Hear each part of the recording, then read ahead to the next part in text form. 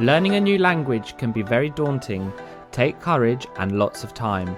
It can also be very demotivating when you don't seem to make progress.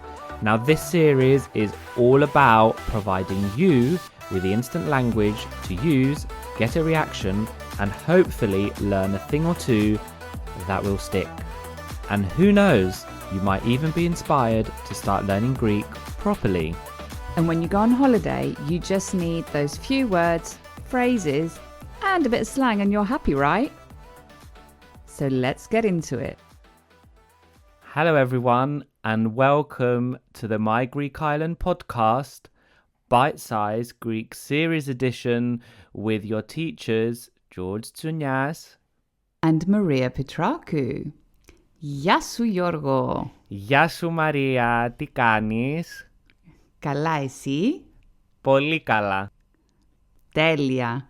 So, what are we learning today, Γιώργο? Today actually is our last bite-size episode for this season, and after all the bite-size episodes we had, and as it's coming up to everyone's summer holidays and potentially going to Greece, we thought what better than to give you a bite-sized Greek episode to make you sound like a local, or that's what we have gone for anyway. So are you ready, Maria? Ready. Πάμε Γιώργο. Πάμε. Hello and welcome to another episode of the My Greek Island podcast, dedicated to take you, the wanderlust, on a journey through Greece. There are 227 inhabited Greek islands. Which one will you visit next? My Greek Island with your hosts George and Maria.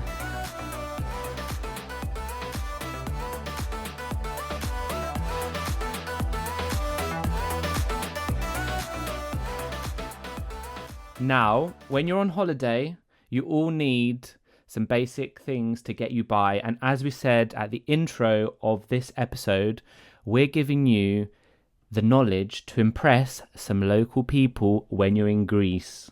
So you're going to be sounding like a local. Now, some of the initial ones you might already know for our hardcore bite-sized listening crew. So you might know some of the first ones, but some other ones we might surprise you. So if you do know them, high five to you because you're listening to the podcast and helping us grow. So the first one we're going to do is Ella. So we use this very much, don't we? Yeah, I think it's the most, and I get teased a lot about this word. It's more specific. I used to say it at one of the companies I used to work in London, and someone turned around and said to me, "Why do you keep singing the Rihanna song?" And I was like, "What?" And they're like, "You're just like all day. You're just like Ella, Ella, Ella." That's a good way to remember it. The literal translation of Ella means come, like come here, but you hear it a lot. People answering the phone like Ella, τι κάνεις? Which is a weird one because you can't really translate it. It's not a hello in this context, but it's like Ella, come, like I hear you. Is that how you would say? It sort of means hey as well, yeah. Yeah, but the literal translation is not that. But yeah, and you can say like Ella, kalimera, τι κάνεις if you saw someone in the street. You can sort of plug it with any sentence, like Ella, kalimera, like Ella. You know, you're just anywhere. And if you pay attention to it, you'll probably see so many people saying it. And I think the funny one is that when it's accompanied with a question mark, so like Ella, it's like come again. Yeah. Oh yeah, it Right? is as well. Yeah, like repeat. Yeah, what did you mean? Yeah, so that's our first one. What's the second one? So the second one, we're going to say like more informal ways of saying τι κάνεις, which means how are you, and those are τι γίνεται and delay. So like what's up? It's sort of like a what's up, what's going on, how's it hanging kind of thing. What's so it's a up? more slang version of what's up. Yeah, more slang version of how are you. So that's τι γίνεται, delay. And as you're We wouldn't recommend using this with strangers because, as we said, it's a more informal way. yeah, it might be a bit weird. Be like, Yeah. hey, τι γίνεται? I'm like, I don't even know you, hun. And one of the two answers you could give, which we've given Teleia, which means excellent. So Teleia, or you can also have όλα καλά, which means all good. And there's well, some people might say that okay comes from olagala, but it might be not the case 100%. But Greeks like to claim it sometimes that it comes from the Greek okay, olagala. But Yeah, you did say in one in of a the previous previous bite episode. sides as well. And oh my God, I just couldn't stop. I couldn't help it with Ola Kala, Teleia, like two Greek songs just kept popping into my mind when you were I know they're singing. very famous Greek. So, olagala, na And na na, Telia, Telia, Teleia. Telia. So yeah, get on Sorry. listening to your Greek music when you go to Greece. Get on a Greek Let's try and podcast plug those playlist in the on show a notes, those playlist. two songs, Yeah, George, so maybe that we should. our Yeah, listeners can listen to them. yeah. Because some people learn through song. So Exactly, like you do. I do learn through song. What's the next one? Right, the next one is siga siga, which means slowly, slowly. And I mean, I'm just going to plug something here. This is the perfect phrase to say if, for example, you are on the island of Ikaria, which is such a slow-paced island and such a chilled island. So you can say like siga siga, which means slowly, slowly. So if someone asks you if you're learning Greek, you can say siga siga. Yeah, or if you need someone to go slower when they're saying something in Greek, you can say siga siga parakalo, like slower, please. Yeah, because obviously your bite-sized learning teachers might have taught you so well that your pronunciation and words are so good. They're like, oh, this one is fluent, and you're like, siga siga parakalo. Could happen. Exactly. The next one. So this is a very, very, very Greek saying, and we haven't been able to yet translate it per se. And the word is kefi, and you'd probably hear it in a sentence echo kefi, which echo means I have. So I have kefi, and it's a very common word, hard to translate. I think we could translate it to like I've got a lot of energy, a lot of joy or desire, or a bit more. It's like a wishing to like go and enjoy oneself. You're in a like really good mood. So like, if you're out partying, you'd be like echo kefi simera, like I've got kefi today. Yay. But it's a really common word. So if you're in out in Greece and you're like feeling a good mood to go out celebrating or partying, you'll be like, "Έχω κέφι." Yeah, Do you? or you can. I usually hear it echokefia, which is the plural. Κέφια. Yeah. And plural, yeah. But it's a phrase I definitely don't use a lot. Yeah. And I think it was more used. I don't know. I don't think it's used as commonly anymore, but everyone will know what you mean when you say it. Yeah. Yeah. But yeah, you can say either έχω kefi or έχω kefia. So that's a good one. If you're at a Greek night, if you're at a Greek night in a Greek Definitely. island, you're like, "Έχω Definitely goes κέφι," there. oppa, and then smash a plate or not. If they've Don't got smash the a special plate. plates. Special plates are smashing, not Special the plates don't restaurant exist in Greece, George. They only do those in London, hun. Oh, okay, fine. Well, just So don't go smash the like, smashing any restaurant plate. plates, please, people. Yeah. So the next one. And I think that's one of the misconceptions. I think that because like sometimes in countries like the UK and I guess the States, some Greek restaurants tend to break plates. I think there's this misconception that all we do in Greece is break plates when that's actually not true. No. Probably used to be back in the old days, but not I mean, there will anymore. be tavernas and stuff that do like the traditional Greek nights. I want to break a few plates, but yeah. Yeah, I don't think it's as common as it used to be though. Yeah. So. Okay, should we move on? Mm-hmm. So the next phrase, I'm hoping that all of you already know. So we're not really adding much to your vocabulary, but we're just going to give you an addition to it, and that is stiniyamas, or often people will say yamas, and that is effectively to say cheers, but literally means to our health. So if you want to, be clinging your cups with someone to say cheers, or as George said to me today, cheersing. Yeah, So you're cheersing. If you're cheersing another cheersing. table, owning that word, it might not be a word. And we had a debate whether or not it's a word, and I said that he'd made it up. But anyway, but let's say that you make friends with another table at the taverna, you're in Greece, and you want to raise a glass to them, then you can say the plural of that, which is stiniyassas, which means to your health. So you effectively cheers to you. Perfect. You might be cheersing. Maybe we need to cheers to another table when we're in Greece this year and be like, Stiniyassas, if we get a little, Yeah. I don't know. Yeah. So the next one is the word for drinking water, which, as you know, not all tap water is for consumption in Greece. And it's good to know whether that is the case or not, where you might find yourself. Otherwise, well, you know what the consequences could be for drinking non-consumable water. But the word for drinking water is posimo nero. Posimo nero. So a really good word to have to hand. Yeah. Yes, and also if you do find Bosimo Nero, it's a great opportunity to fill up your reusable water bottles, Indeed. people.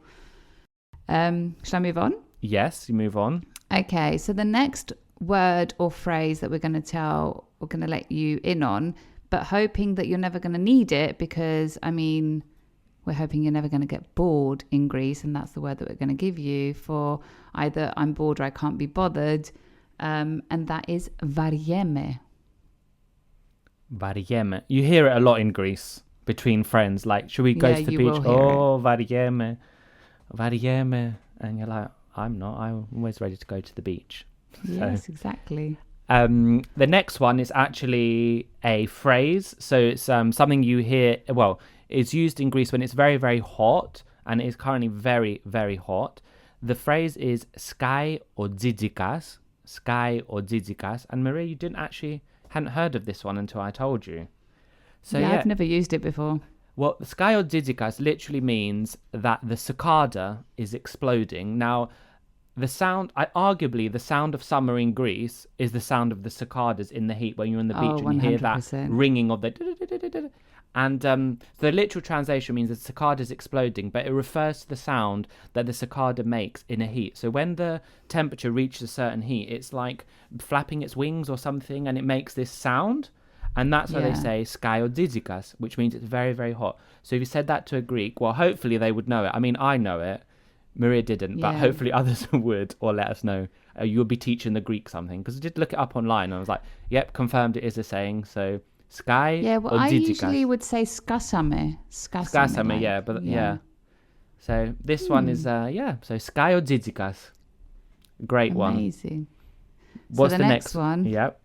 I'm going to dedicate it to your aunt. Yeah, I knew you were. I knew you were because I use it all the time. Says it a lot. So I'm also going to try and do an imitation of George's aunt in the way that she says it as well, because she's absolutely brilliant. So effectively, if you are good friends with someone or you know someone well, you could say something like "Ella παιδί μου," which means "come my," literally translates to "come my child," but it sort of means like, you know, where are you? Like, what's going on? What's happening? It's sort of like a neutral-ish phrase. And George's aunt always says like "Ella παιδί μου," like But I do it when you call me. I'm like "Ella παιδί μου." We do it between us. I think we do it between us, or like after being influenced by Angeligula. But So you probably wouldn't say it to someone you didn't know, but it's probably like "my dear" or "my dearest," but like obviously. Where are you, my dear? Hey, my dear. Yeah. But it's very, very common to hear like "παιδί μου," and I really like it. It's so cute because "παιδί μου" means my child, but it's literally not child. But we love that phrase. So try and get that one in. The next one is the word for tips. So if you're in a taverna and you're thinking about tipping, so the word for tips is pourboire, which sounds quite an interesting sounding word, but it actually is a French word, which means pour boire, which means for drinking or to drink. And interestingly, there are lots of French words in Greek. There's lots of Greek words that have been taken from the French language. So you've got other examples like bleu, which is blue, rose, which is pink, gris, which is grey, etc. And so pourboire is a tip. And in terms of tipping culture in Greece on that subject, there's no written rule of how much you should do. I know in the UK it's kind of around the 10% mark. But, you know, if you've had good service, it's always good to give a tip if you can. But doesn't have to be 10%. It's I think the difference though is that in the UK it is always incorporated into your bill. In Greece it's not. It's not, no. People do expect to be tipped. I think the tipping culture in Greece is not potentially as generous as the US or the UK. Yeah. But a tip is always expected. So yeah, bear that in mind that it will never be incorporated into your bill. Yeah. So I was actually if you're getting good service, leave a tip. I was out in London a few weeks ago and the place didn't include a tip in the bill and I was like shocked. I actually gave more than 10%. Really? Like, that's actually, yeah, I even told them like, why haven't you included this? And I was like, is it because you're a new restaurant? They were like, oh okay, no, you we have just to don't tell do me. You have to tell me offline which place Yeah, this was I will because do. Don't it's worry. very, very few places in London. It but was anyway, shocked. Really good brunch. Shock. So let's Shock, pedimo, shock. Shock. Yeah, that's another one. Shock. So what's the next one? The next one is a really cool phrase when you want to say that it's like really busy, somewhere's really busy. The literal translation of it is chaos, madness, it's just mental. And the word is chamos. And you can say, for example, γίνεται χαμός. And there's actually a restaurant in Milos called Chamos, which is super popular and always γίνεται χαμός. So just bear that in mind. Have you been to it? No, because γινόταν χαμός. Okay. So my friend's going to Milos. I'm going to recommend it to her. Yes, it's one of the famous restaurants on the island. I've not eaten there. Whoever has said it's great. I personally cannot vouch for it. Being a foodie that I am, I need to go there before I can recommend. You do.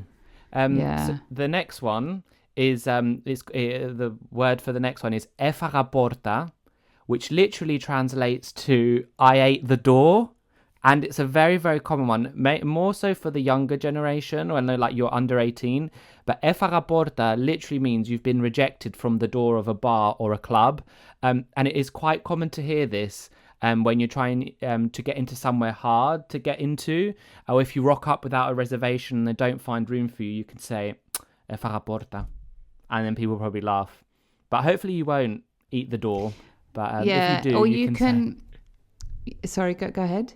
I said, hopefully you won't eat the door, but if you do, you can say έφαγα πόρτα. Έφαγα πόρτα. And like the way that it says έφαγα, which means I ate, you can also say έφαγα χ, which means I ate an X. Oh, yeah. The letter X, which means that you've effectively, you've either not been allowed in or you've been rejected or you went on a date with someone and that person rejected you or whatever. It could be used for anything. So έφαγα πόρτα, έφαγα χ.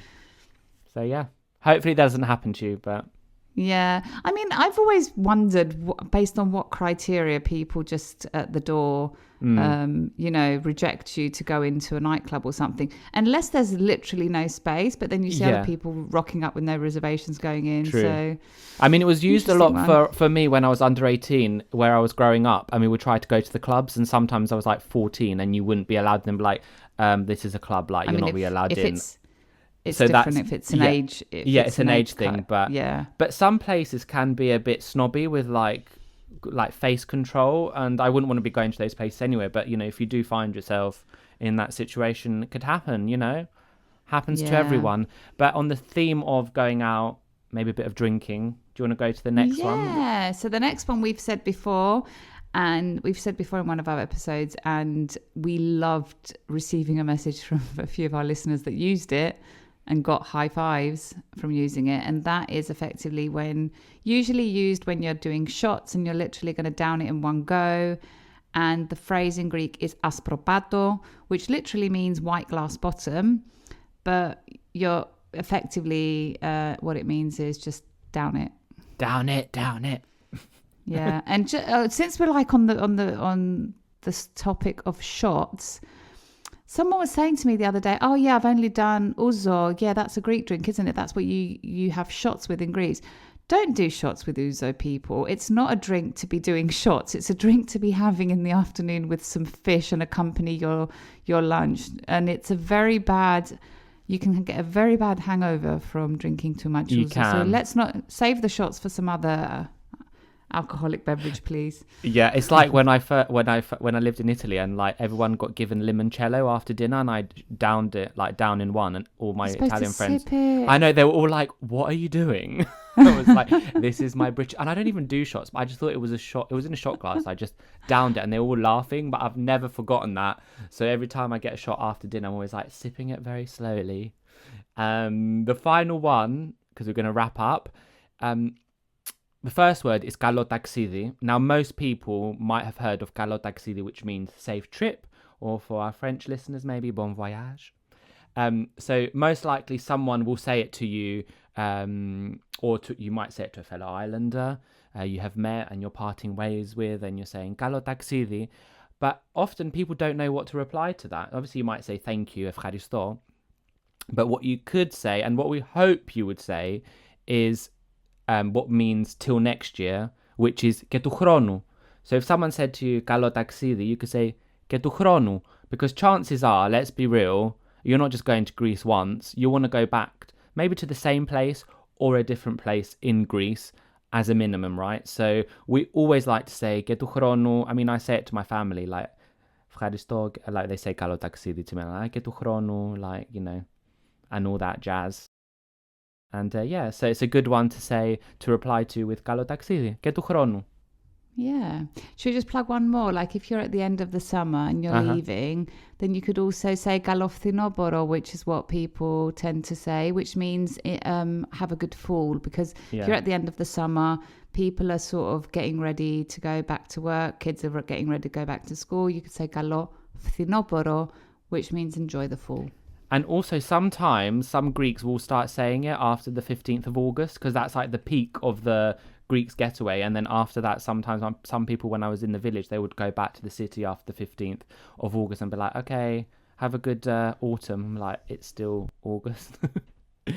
But yeah, and that's another reason why we go at the end of August on our travels, because it gets quieter. Exactly.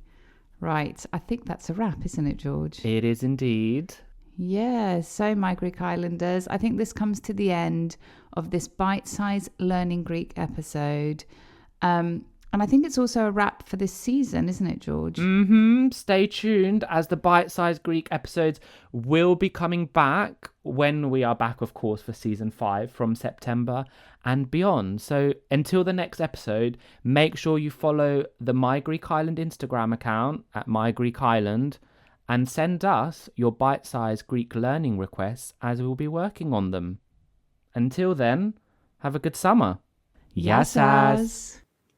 Right, my Greek Islanders, this comes to the end of another episode of this podcast. Now you know the drill. If you like this episode, share it to share the love with the My Greek Island community, where everyone is welcome. And don't forget to follow, like, subscribe, and all that jazz. And maybe give us a little rating from wherever you're listening to us from, so you are notified every time a new episode drops.